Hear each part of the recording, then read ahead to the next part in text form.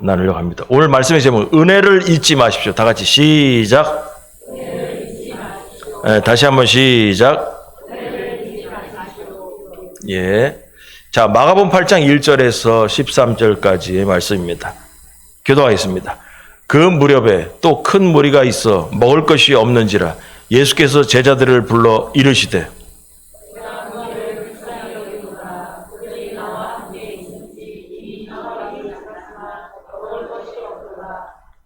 만일 내가 그들을 굶겨 집으로 보내면 길에서 기진하리라.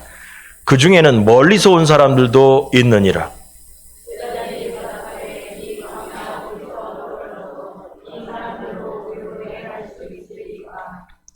예수께서 물으시되 너희에게 떡 몇 개나 있느냐? 이르시되 7이로소이다 하거늘.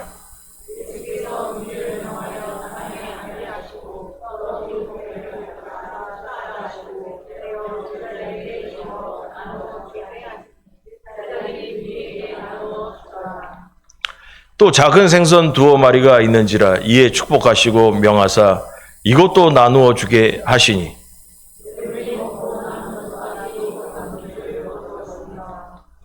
사람은 약 4,000명이었더라. 예수께서 그들을 흩어 보내시고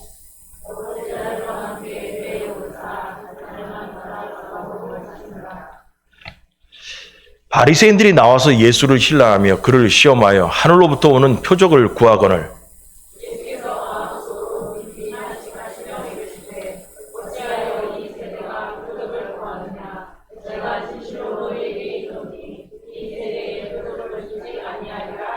같이 합니다. 그들을 떠나 다시 배에 올라 건너편으로 가시니라. 아멘. 우리가 오병이어 기적은 얘기를 많이 들었습니다. 어려서부터 교회 다닐 때부터 오병이어 기적 얘기 많이 들었는데 이 내용은 이제 칠병이어에 대한 이야기예요. 여러분 많은 사람 수천 명을 먹였던 이야기가 2개가 나와요, 성경에. 근데 우리가 어렸을 때 들었던 게 목사님들이 설교를 하면서 오병이어에 대한 얘기만 많이 한 거라. 이제 오병이어 얘기를 하고 그 다음에 뭐냐면 12강줄이 남았다는 얘기만 이제 그 얘기를 많이 했단 말이에요. 근데 이 성경에 보면은 2번째로 칠병이어에 대한 칠병, 떡 7개, 물고기 2마리, 이 칠병이어에 대한 이야기가 있는데 이 부분에 대한 설교를 자주 안 하셔요. 그래가지고 성도들 듣는 입장에서 뭐 성경을 봅니까? 성도들이 이제 듣는 풍월이 있으니까 많이 듣던 거 오병이어만 기억을 하죠. 근데 제가 이 설교 준비를 하다 보니까 칠병이어가 오병이어보다 더 중요한 것 같아요. 이 의미가 있어요. 의미가 아주 색달라요. 그래가지고 우리가 이 칠병이어의 기적에 대해서 한번 오병이어니까 맨날 들어봤잖아요. 칠병이어 한번 따라해보세요. 칠병이어. 또 이제 앉아서 또 할머니들 중에서 칠병이어가 뭔 소리냐? 오병이어도 뭔 소리고. 오병이어는 병자는 한자 말이니까 떡병자 써가지고 5개의 떡과 이어 2마리의 물고기. 그게 오병이어야.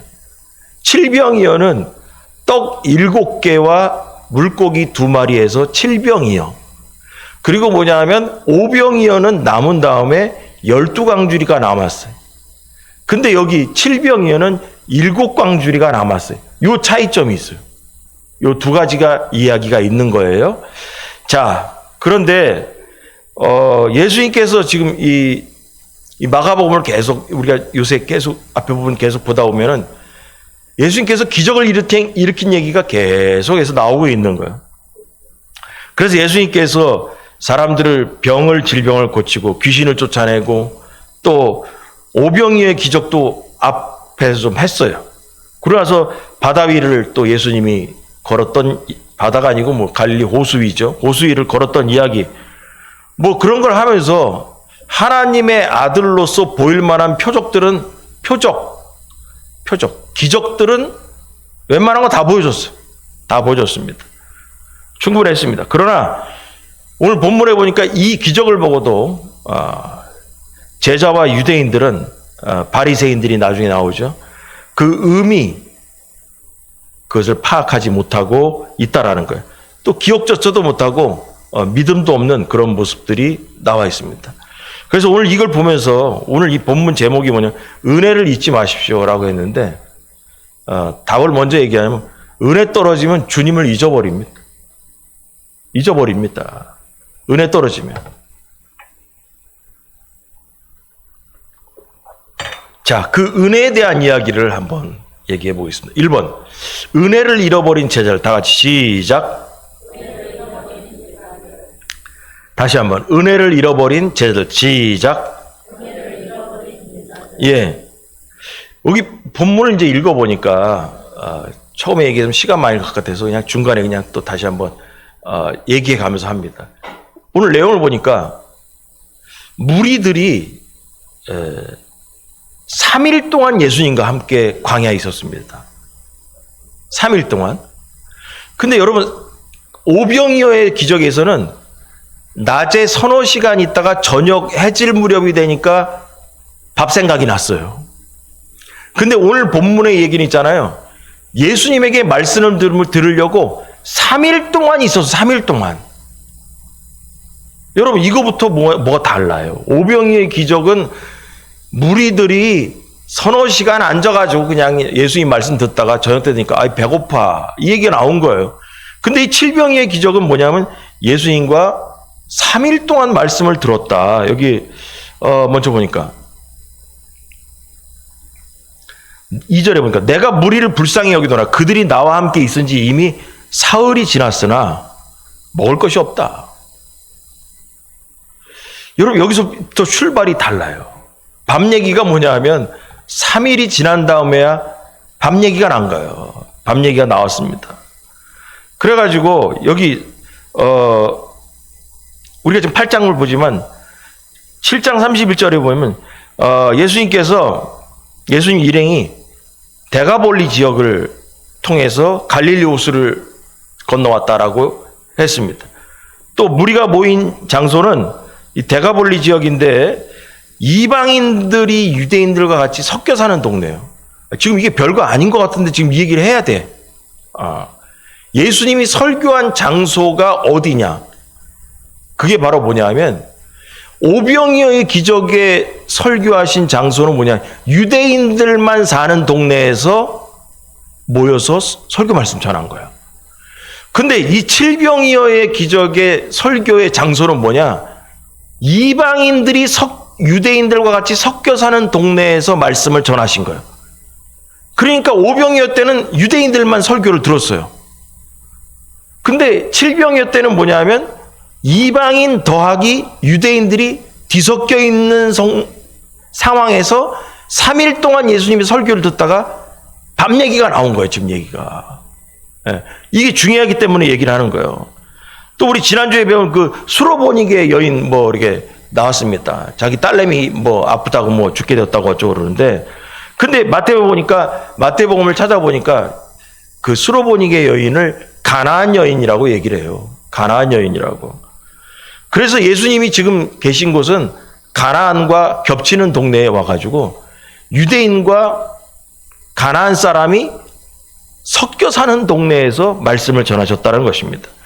또 여기 지금 제가 써놨는데 이렇게 정리해놨는데 뭐냐면 예수님께서 멀리서 온 사람들도 있다. 여기 멀리서 온 사람들도 있는데 이 사람들 집에 가다가 기진한다. 배고파서 이거 쓰러질지도 모른다 이거.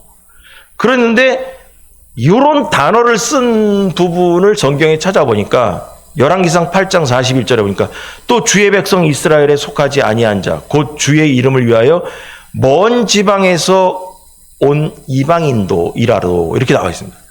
먼 곳에서 온 곳이라는 이 문구는 이방인을 얘기하지 유대 나라에 있는 사람을 표현하지 않는다라는 거예요.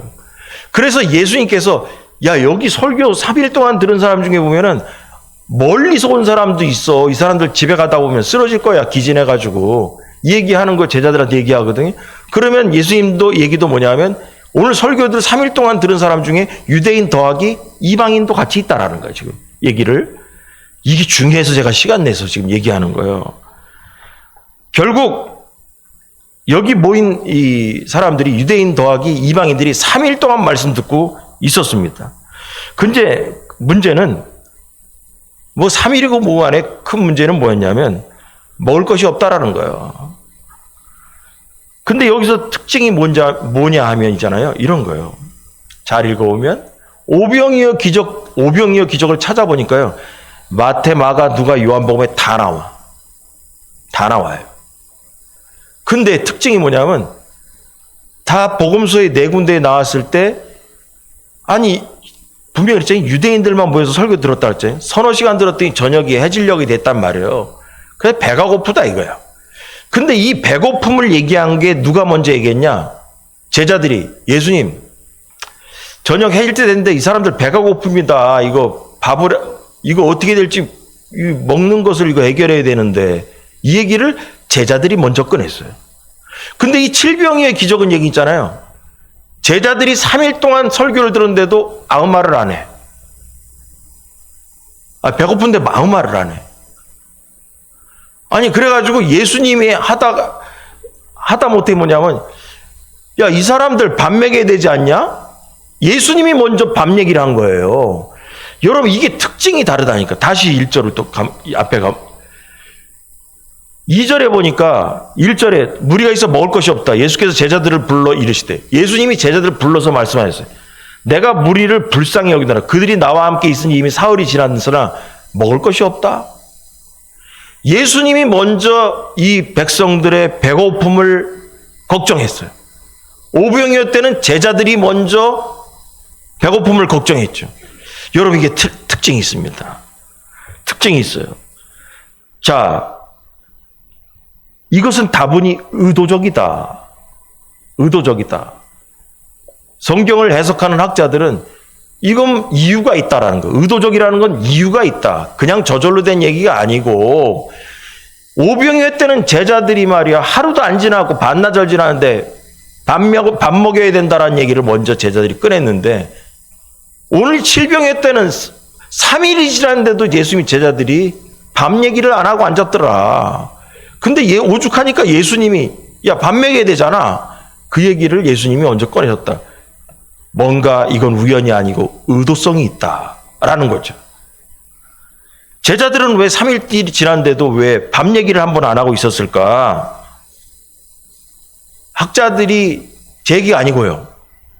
열심히 찾아보니까 학자들이 이 결론 내린 대체적인 결론, 학자들이 얘기하는 결론은 이렇습니다. 저도 솔직히 이거 설교 준비하면서 여러 자료를 보면서 이거 알았습니다. 별 의미 없는 줄 알았더니 의미가 아주 컸습니다. 뭐냐 하면 학자들은 이 신학자들은 이 본문을 보면서 제자들이 그 중에서 왜 밥 얘기를 안 했냐? 그 중에 앉아 있는 사람들 중에 설교를 들은 사람 중에 이방인들이 있었기 때문에 밥 얘기 안 했다라는 거예요. 왜냐? 이방인들과 밥 같이 먹기 싫어서. 이방인은 율법에 보니까 밥을 같이 먹지 말라면서. 그러니까 제자들도 12명이 앉아가지고 예수님, 이거 오병이어 때는 사람 유대인들이니까 100명씩 200명씩 앉아가지고 밥 먹어도 아무 율법에 꺼리낌이 없어. 근데 여기서는 밥 얘기를 안 하고 있는 거라. 그러니까 뭐냐? 밥 주고 싶지가 않은 거예요. 이방인들에게 얼마 전에 예수님께서 오병이어 기적으로 먹이신 거를 다 안단 말이에요. 근데 뭐냐? 이방인들에게 예수님의 권세를 보여주고 싶지도 않고 은혜를 나눠주고 싶지도 않고 이방인들과 같이 앉아 잔디밭에 앉아 밥 먹는 거 못하겠다는 거죠. 그래서 뭐냐? 밥 얘기 안 꺼냈다는 거예요. 이거 우리 일반인들이 해석을 할 수가 없어요. 이 머리가 없기 때문에. 신학자들은 이 결론을 바로 이렇게 내렸습니다. 그래서 율법에 걸리지 않기 위해서 밥이고 뭐고 말을 안 꺼낸 거예요. 말을 안 꺼냈다는 거죠. 그래서 이방인들과 식사하는 문제가 마음에 걸려서 식사 문제를 꺼내지도 않았다는 거예요, 제자들이. 그러다 보니까 여러분 이런 생각해 보세요. 그러다 보니까 배가 다 골아가지고 지금 힘든 판인데, 그러고 앉았는데, 제자들은, 이방인 저것들만 없으면 저거 오병이어 기적해가지고 우리 먹으면 되는데, 말을 할 수 없고, 이거, 그 생각 안 했겠어요? 이 상황에서 예수님한테 오병이어 그때 그 기적을 한번 보여가지고 얘기할 수도 있는데, 말을 못하게. 이방인 저것들한테 저거 밥을 주기도 싫고, 같이 밥 먹으면 율법도, 여러분, 말씀은 이방인과 유대인에게 이 분리 없이 은혜가 다 내려가고 있는데, 제자들은 있잖아요. 말씀의 떡은 예수님께서 이방인에게도 동일하게 내리고 있는데, 제자들은 육신의 떡을 나눠주고 싶은 생각이 없다라는 거예요. 그럼 생각해 보세요. 이 제자들의 마음속에 은혜가 들어갈 리가 있겠냐고. 은혜가 들어갈 수가 없죠. 그랬다면 예수님께서 있잖아요. 이방인들에는 복음을 전하지 말으셔야죠. 여기 앉았다 그래. 이방인들은 집에 가시기 바랍니다. 이방인들은 집에 가시기 바랍니다. 나는 유대인에게만 보냈으니까 복음도 유대인에게만 보낼 테니까 여러분들 집에 가시기 바랍니다. 이랬어야죠. 그리고 전장에 나왔던 수로보닉의 여인, 가나안 여인 있잖아요. 유대인 여인이 자기 딸내미 살려달라고 왔잖아요. 안 된다. 나는 이스라엘에게 보내받았다. 이스라엘의 어린아이들을 자기가 먹여야 된다고 했을 때 개라고 했잖아요. 개도 어린아이의 밥상에서 떨어지는 부스러기 먹습니다. 그랬더니 부스러기 주셨잖아요. 그걸 보면서 제자들은 깨달아야죠. 이방인도 주님의 은혜가 들어가는 대상이라는 걸 깨달았어야죠. 근데 뭐냐 하면 밥 주고 싶지 않은 거예요.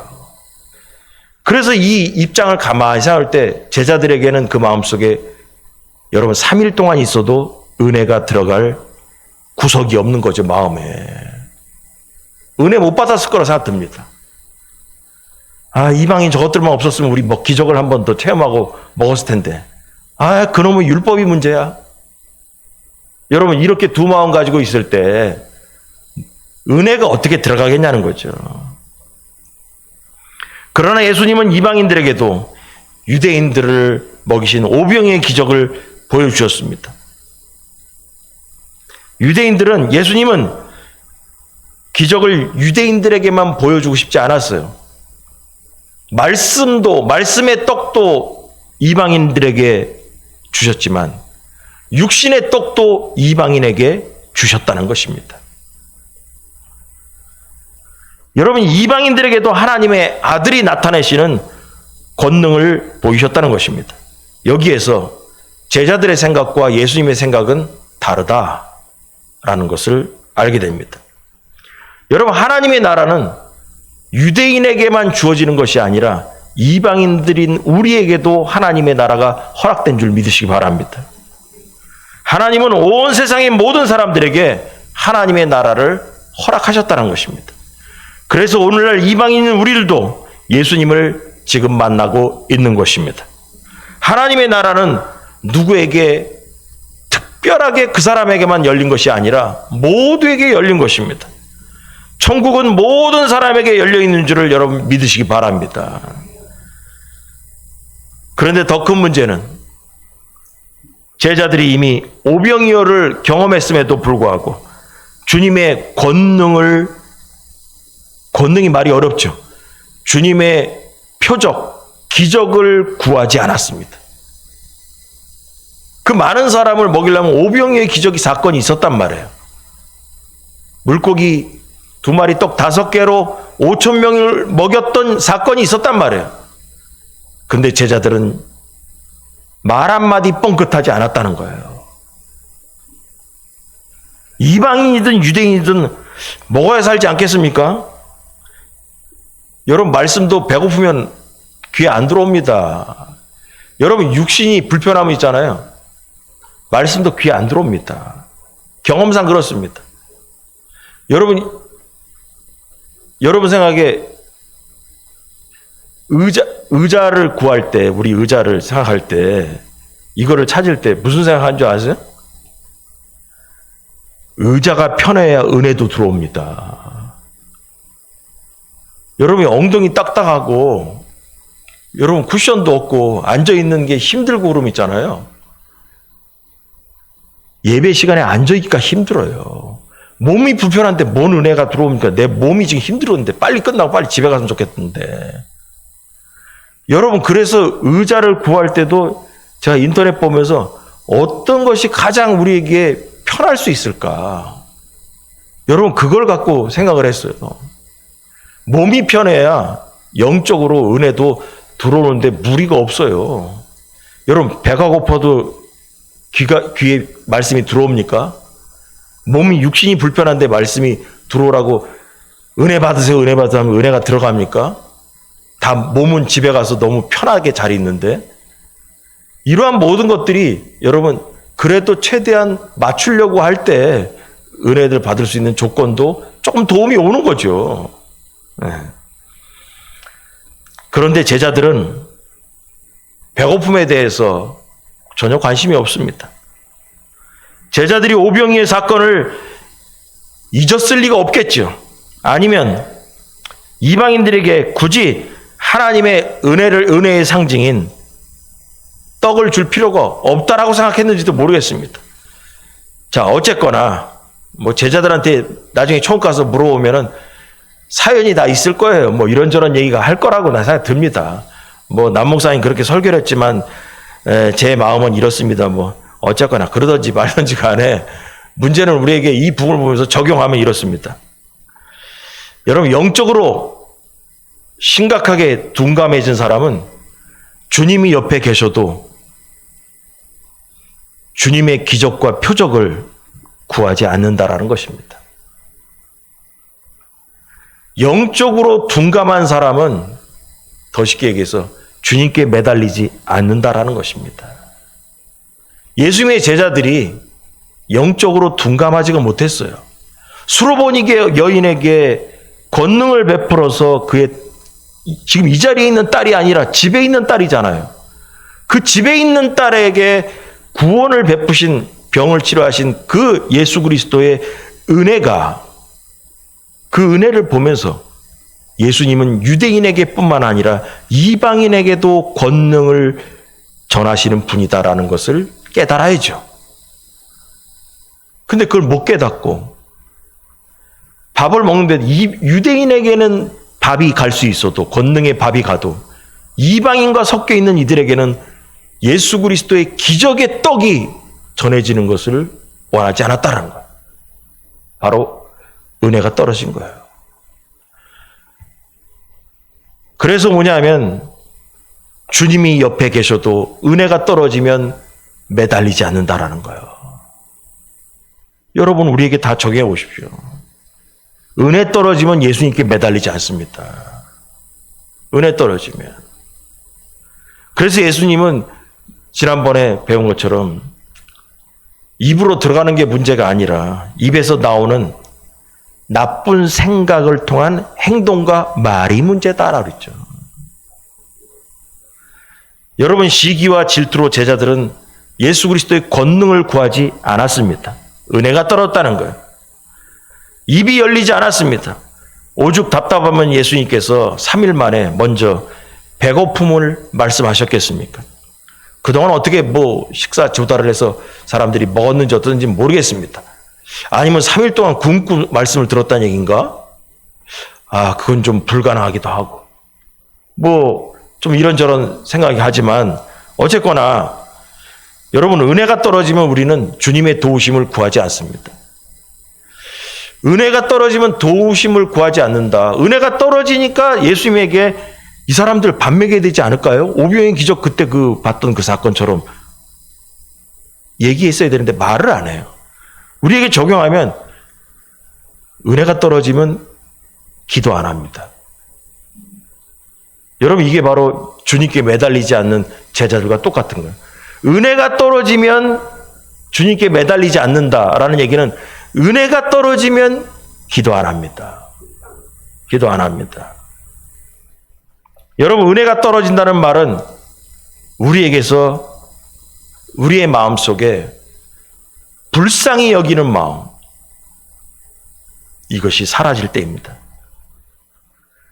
또 내가 불쌍해짐이 사라질 때 은혜가 떨어지기 시작합니다.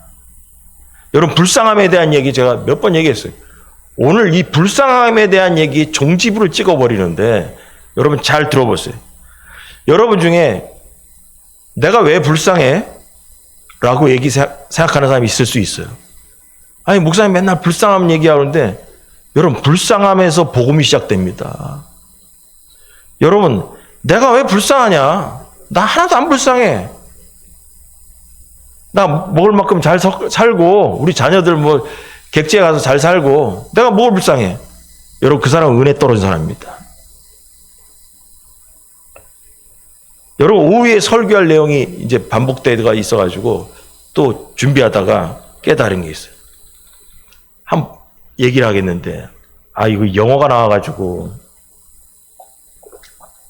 죄송한데, 사무엘하 12장 22절 다 같이 시작.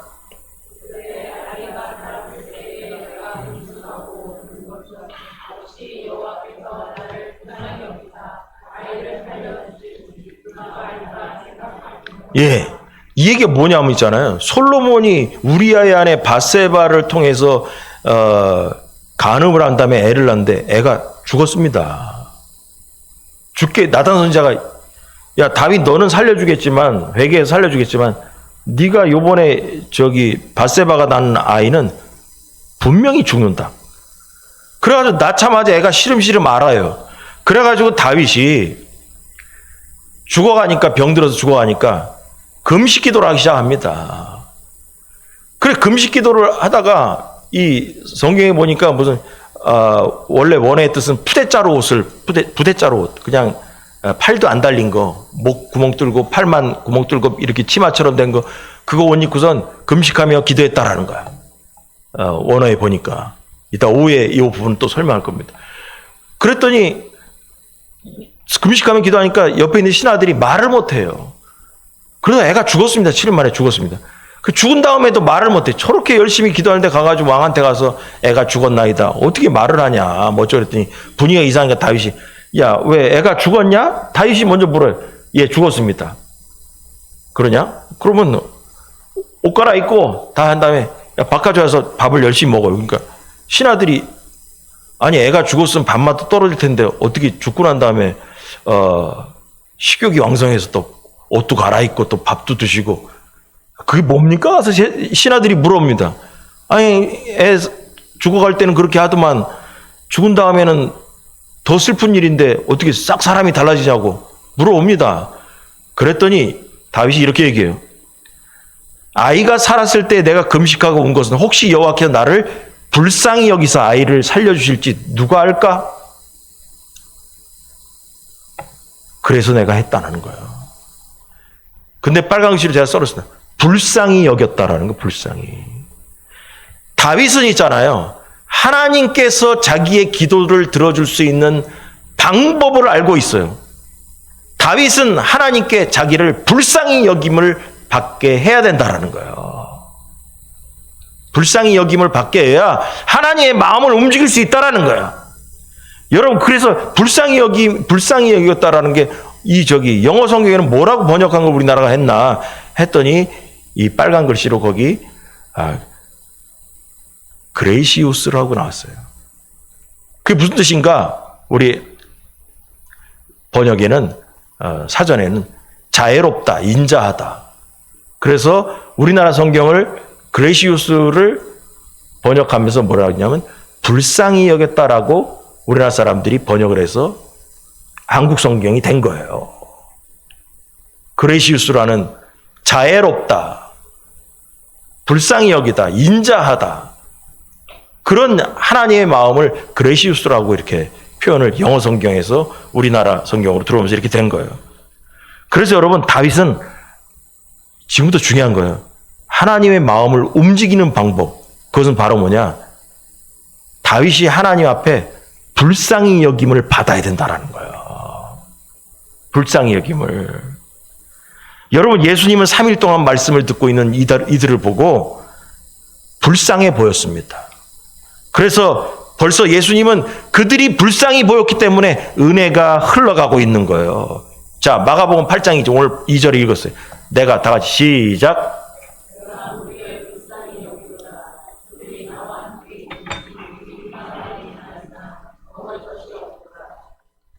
제자들은 그들이 불쌍하지 않아요. 그러나 예수님은 3일 동안 말씀을 듣고 있는 그들이 불쌍히 보였습니다. 불쌍히 보였기 때문에 표적, 기적이 나타난 것입니다. 여러분, 하나님 앞에서 다윗처럼 불쌍하게 보이려고 노력하시기 바랍니다. 여러분, 3일 동안 배고파하면서 예수님의 말씀을 듣고 있는 무리들처럼 불쌍하게 보이려고 여러분 신앙 중에 노력하시기 바랍니다. 이때 은혜가 임하는 것입니다. 이때 여러분 인생에 기적이 일어나는 것입니다. 할렐루야. 여러분, 이게 중요한 거예요. 불쌍히 여기는 뭐냐? 겸손해 보여야 되는 거예요. 겸손해 보이는 거예요. 여러분, 제가 어려서 이걸 깨달았어요. 중학교 때부터. 그래서 기도할 때마다 그랬어요. 하나님 아버지, 저를 불쌍히 여겨주옵소서. 하루에 수십 번, 수백 번을 합니다. 지금도 그렇습니다. 그냥 뭘 하다가 하나님 저를 불쌍히 여겨주세요. 불쌍히 여겨주세요. 예수님 저를 불쌍히 여겨주세요. 여러분, 이게 특징이 있어요. 여기서 복음의 특징이 문이 열리고 하나님께서 우리를 돌아보게 만드시는 역사가 일어난 것입니다. 자, 그런데, 그래서 이제 먹었어, 이 사람들이. 자, 그러고 나서 이 이야기가 지난 다음에 무슨 얘기가 나오냐? 바리새인들을 만나는 얘기가 나와요. 자, 2번. 예, 끝입니다, 이게. 전혀 불쌍하지 않은 바리새인들. 다 같이 시작. 다시 한번 시작. 예, 전혀 불쌍하지 않은 바리새인들을 만나요. 이게 무슨 얘기가 나오냐면 이렇게. 자, 10절에 그 제자들과 함께 배에 오르사 달마누다 지방으로 가셨다. 자, 그리고 나서 바리새인들이 나와서 예수님을 힐난하며 그를 시험하여 하늘로부터 오는 표적을 구하거늘. 여러분, 벌써 저쪽 동네에서 4,000명을 먹이신 칠병이의 표적이 일어났어요. 근데 여기 말도 잘 안 돌아가네요. 달마누다. 우리가 자주 하던 얘기가 아니라서. 달마누다 지방으로 가셨다. 그랬더니 거기에 갔더니 바리새인들이 나와가지고 예수님을 평가하고 힐난하면서 그를 시험하여 하늘로부터 오는 표적을 구했더니 예수님께서 마음속으로 깊이 탄식하며 이르시되 어찌하여 이 세대가 표적을 구하느냐? 내가 진실로 너에게 이르노니 이 세대에게 표적을 주지 아니하리라. 여러분, 예수님께서는 있잖아요. 저쪽 동네에서 지금까지 표적을 다 보이고 오셨어요. 근데 이 바리새인들에게는 뭐라냐면 내가 이 세대에게 표적을 주지 않겠다라는 거예요. 이 세대가 아니라 은혜 떨어진 바리새인들에게는 표적을 보여주지 않겠다는 얘기죠. 이 세대라고, 이 시기라고 얘기한다면 오병이 오고 칠병이 오고 하지 말았어야죠. 전체로 얘기한다면.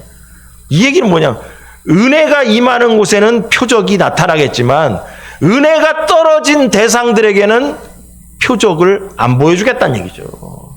예수님 마음 다쳤다는 거죠. 그렇게 하시고 그들을 떠나 다시 배에 올라 건너편으로 가셨다는 거예요. 얘들 보기 싫다. 그냥 마음 닫고 이동하셨다라는 거죠. 그래서 결국은 전혀 불쌍하지 않은 바리새인들이에요. 제가 제목 붙인 거 내용을 보면서 전혀 안 불쌍하다는 거죠. 여러분, 제자들도 불쌍하지 않아요. 그리고 바리새인들은 더더욱 불쌍하지가 않아요. 겸손하지가 않아요. 지금까지 여러분, 이 바리새인들이 예수님의 표적에 대한 이야기를 못 들었겠어요? 소문을? 그 수많은 4,000명, 5,000명의 사람들이 예수님의 기적을 듣고 소문을 듣고 구름대같이 몰려온 거예요. 그 사람들. 그 사람들의 귀는 열려있고 바리새인들의 귀는 닫혀 있었겠어요? 이 사람들도 소문 들었겠죠. 근데 뭐냐면 그 은혜의 자리에 있지 않아요. 은혜의 자리를 벗어나서 자기들이 특별한 것처럼 되면서 내 앞에서 한번 표적을 보여달라고. 나 같아도 기분 나빠가지고 못하겠네. 안 그러겠어요? 니들이 뭔데 니들 앞에서 내가 나를 좋게 보지도 않는데 너희들 앞에서 내가 은혜를 끼칠 필요가 뭐가 있겠어? 여러분, 예수님을 좋아서 따라온 무리들과 제자들 앞에서는 표적을 보일 수 있었지만 항상 예수 그리스도를 하나님의 아들을 인정하지 않고 이단처럼 여기는 그들에게 표적을 보여줄 이유가 뭐가 있었겠습니까? 여러분, 그 소문들이 그렇게 많았는데 특별히 그들 앞에서 보여달라? 이거는 해야 될 일이 아닌 것으로 생각되었던 것입니다. 전혀 모른 채하고 그 소문들을 전혀 못 들은 채하고 한번 보여봐. 예수님 안 하셨습니다. 그리고 예수님은 깊이 탄식하시며 표적을 보이지 않겠다 하시고 그들을 떠나셨다고 했습니다. 탄식하셨다. 탄식이 뭐 기가 막힌다는 거죠. 기가 막혀 하면서 그들을 떠났습니다. 여러분, 그래서 표적은 은혜가 임하는 곳에 있는 것입니다. 그러므로 결국 뭐냐면 우리의 인생에 한두 달 전부터 그런 얘기 했죠. 우리에겐 기적이 필요하다고. 여러분, 은혜가 있는 사람에게 기적이 임하는 겁니다. 그런데 이들은 은혜는커녕 예수님을 깎아내리는 데만 관심이 있는 사람들입니다. 이들에게는 은혜도 없고 불쌍함도 없고 권능도 보여줄 필요가 없는 것입니다. 이처럼 마음이 완악한 자들은 아무리 많은 표적과 은혜를 봐도 또 경험해도 눈이 있어도 보지 못하는 상황에 머물게 되는 것입니다. 그럼 우리에게 적용하면 어떻게 될까요? 어쩌면 우리가 제자들처럼 바리새인들처럼 은혜 떨어진 상태에 머물러 있을지도 모른다는 생각을 경각심을 가져야 됩니다. 영적으로 둔감하고 완악한 태도는 바리새인들처럼 분명히 본 것도 못 봤다고 할 것이고 하나님을 대적하는 것과 차이가 없어요. 여러분들은 지금까지 살아오면서 하나님의 기적을 한 번도 경험하지 못했습니까? 누구나 하나님의 권능을 경험하며 살고 있습니다. 근데 이 설교를 들으면서 그래도 나는 경험한 적이 없다. 내가 5병의 기적이나 7병의 기적, 그런 획기적인 기적을 만난 적이 없다라는 생각이 있을 거예요. 그런 사람이 있을지도 몰라요. 그러나 제가 종종 얘기하잖아요. 뭐냐면 여러분, 우리가 살아오면서 죽을 뻔할 때가 다 있었다니까. 여러분, 죽을 뻔할 때가 다 있었다니까. 그 죽을 뻔했던 그 사건을 지나왔기 때문에 오늘 이 자리에 우리가 있다니까요. 그래도 그렇게 얘기하면 그래도 할 말이 또 있는 사람이 있을 거예요.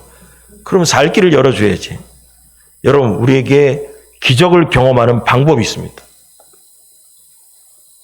그 방법은 뭐냐? 오늘 설교 말씀을 통해서 예수님께 불쌍하게 보이시기 바랍니다. 불쌍함에서 복음이 시작된다고 했습니다. 우리가 불쌍해서 하나님은 아들이신 예수님을 이 땅에 보내셔가지고 우리를 구원하신 것입니다. 불쌍하면 오늘 본문에 보니까 예수님께서 먼저 찾아오셔서 그들을 밥을 먹여야 된다라고 말씀하시는 거예요. 내가 불쌍하게 보이면 내 인생에 개입하러 오십니다. 그래서 설교 준비하다가 불쌍불쌍 떠들었는데 도대체 복음서에 마태마가 누가 요한복음에 불쌍하다라는 얘기가 몇 번이 나오나 찾아봤더니 수십 번이 나와요. 수십 번이 나오는데 반복되는 거 좀 빼고 뭐죠 했더니 여러분, 예수님의 눈에는 오로지 불쌍함밖에 안 보입니다. 자, 시간상 제가 읽으면서 중요한 것보다 읽으면서 제가 빨간 글씨로 다 해왔어요. 이 불쌍함이 왜 중요하냐는 것을 이 예수님의 눈에는 불쌍해야 쳐다보신다는 거예요. 자, 마태복음 보니까 예수께서 거기에 떠나갈 때 두 맹인이 따라오며 소리질러 이르되 다윗의 자손이여 우리를 불쌍히 여기소서. 그래서 예수님이 돌아보시고 두 맹인을 치료하십니다. 9장 30절 무리를 보시고 불쌍히 여기시니 이는 그들이 목자 없는 양과 같이 고생하며 기진함이라. 14절 예수께서 나오사 큰 무리를 보시고 불쌍히 여기사 그 중에 있는 병자를 고쳐주셨다. 15장 22절. 가나안 여자, 아까 그 수로보니 여인 말하는 거예요. 가나안 여자가 하나가 그 지경에 나와서 소리질러 이르되 주 다윗의 자손이여 나를 불쌍히 여기소서 내 딸의 흉악하게 귀신 들렸나이다. 17장 15절. 주여 내 아들을 불쌍히 여기소서 그가 간질로 심히 고생하여 자주 불에도 넘어지며 물에도 넘어지나. 여러분 다 불쌍해. 자, 또 있어요. 이 맹인 얘기 마태복음에 또 얘기가 나와요. 맹 두 사람이 길가에 앉았다가 예수께서 지나가신 다음에 소리를 듣고 질러 이르되 주여 우리를 불쌍히 여기소서 다윗의 자손이여. 그랬더니 이거는 사람들이 야 조용히 하면서 꾸짖었다는 거야. 잠잠하라. 더욱 소리 질러 이르되 주여 우리를 불쌍히 여기소서 다윗의 자손이여. 여러분 이 맹인들도 예수님께서 자기들을 돌아보는 방법 불쌍히 여겨야 돌아보신다는 거예요. 34절. 예수께서 불쌍히 여기사 그들의 눈을 만지시니 곧 보게 되어 그들이 예수를 따르니라. 마가복음 넘어서 예수께서 불쌍히 여기사 손을 내밀어 그에게 대시며 이르시되 내가 원하노니 깨끗함을 받으라. 5장 19절. 허락하지 아니하시고 그들에게 이르시되 집으로 돌아가 주께서 내게 어떻게 큰 일을 행하사 너를 불쌍히 여기신 것을 내 가족에게 알리라. 불쌍히 여기신 것을 가족에 알려라. 6장 34절. 예수께서 나오사 큰 무리를 보시고 목자 없는 양 같음으로 인하여 불쌍히 여기사 이에 여러 가지로 가르치시더라. 자, 마지막 페이지 정리한 거예요. 마가복음 9장.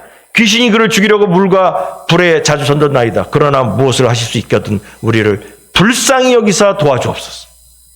누가복음. 주께서 과부를 보시고 불쌍히 여기사 울지 말라 하시고 17장. 소리를 옆에 이르되 예수 선생님이여 우리를 불쌍히 여기소서 하거늘. 누가복음 18장. 세리는 멀리 서서 감히 눈을 들어 하늘을 쳐다보지도 못하고 다만 하늘을 가슴을 치며 이르되 하나님이여 불쌍히 여기소서 나는 죄인으로소이다. 요한복음 11장. 예수께서 그가 우는 것과 또 함께 온 유대인들이 우는 것을 보시고 심령에 비통히 여기시고 불쌍히 여기사. 할렐루야. 여러분 불쌍함이 중요하다니까. 여러분 불쌍함이 너무 중요하다니까요.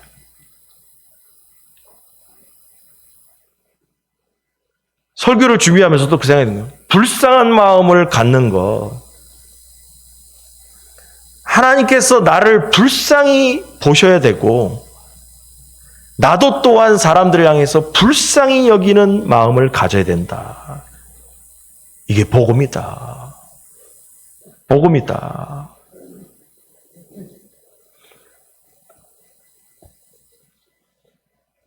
여러분 제가 가끔 그런 얘기 했습니다. 또 합니다.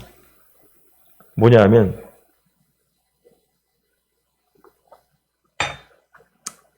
귀가 따갑게 들었어요. 복음의 시작은 불쌍하면서 시작됐다라고 그랬잖아요. 저는 어려서부터 좀 냉정함도 있어요. 냉정한 게 있어요. 그래서 아닌 건 딱 뒤돌아서면 그냥 끝.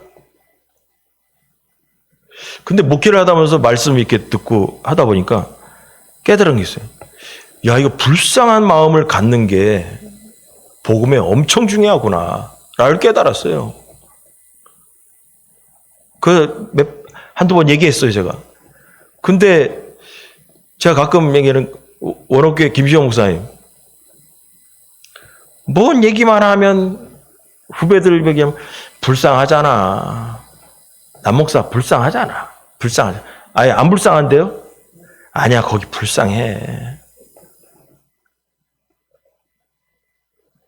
근데 그분을 왜 제가 여기 교회 온 이후로 한 25년 이상을 교제한 것 같아요. 지금 작년에 은퇴하셨지만 뭐 몇 달 전에도 식사 대접하고 그런 적이 있어요. 왜 그러냐? 그 가만히 봐서 저분이 왜 불쌍한 마음을 이렇게 얘기할까?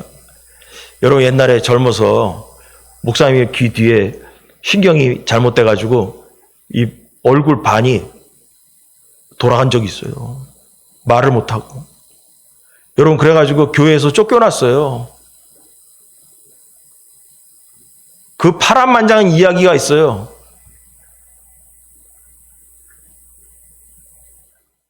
그래가지고 교회 장로님들이 교회 나가라 그래가지고 그 젊은 나이에 이게 돌아간 상태에서 여러분 원옥교회 오신 거예요. 목사님은 여러분 이거 얘기하잖아요. 이거 십몇 년 전에 목사님이 이거 사주신 거예요. 지금까지 잘 쓰고 있어요. 여러분, 목사님은 제가 따로 어떤 목사님 오셔가지고 오셨냐고 인사드리러 한번 이렇게 축의금 갖다 드리고 마당에서 기억한다 그런 얘기 하는데 저는 기억이 오래돼서 없어요. 근데 목사님께서 뭐냐면은 자기가 이러고 나서 돌아간 다음에 지금은 다 나셨죠. 교회도 여러분 우리 지방에서 부동산이 1등이에요. 1등 거기. 근데 뭐든지 뭐냐면 그래서 제가 이렇게 보면서 그분이 불쌍한 시절이 있었어. 불쌍한 시절을 겪고 나니까 다 불쌍한 거야. 그래서 제가 보면서 그래 나도 저 불쌍함을 가져야지. 불쌍히 여기는 마음을 가져야지. 그래서 많이 그걸 배우려고 노력했던 거 얘기하면서. 여러분 그래서 성경을 보니까 불쌍한 사람들이 예수님께 불쌍히 여기소서 할 때 예수님이 돌아보시고 그를 축복하셨다는 거야. 여러분 하나님께서도 우리 인간들을 죄악 중에 죽어서 지옥 떨어져야 될 우리들을 보고 불쌍한 거예요. 그래서 우리를 살리기 위해 하나님의 아들을 보내신 거예요. 여러분 이걸 보면서 목사로서 여러분들에게 드리고 싶은 말씀은 그거예요. 우리도 최대한 하나님 앞에 불쌍한 사람이 돼야 된다. 불쌍한 폼 잡으라는 게 아니에요. 겸손한 사람이 돼야 된다. 그때 하나님께서 우리를 돌아보시고 우리를 도와주시러 오시는 것입니다. 그러므로 여러분 우리에게 하나님 나에게도 성경에 나와 있는 표적, 기적이 우리에게 필요합니다. 그래? 그렇다면 뭐냐? 불쌍하게 보이시기 바랍니다. 그러면 하나님께서 여러분 인생에 개입하시고 우리가 경험하지 못했던 하나님의 놀라운 권세와 능력이 우리에게 나타날 줄로 믿으시기 바랍니다. 할렐루야. 기도하겠습니다.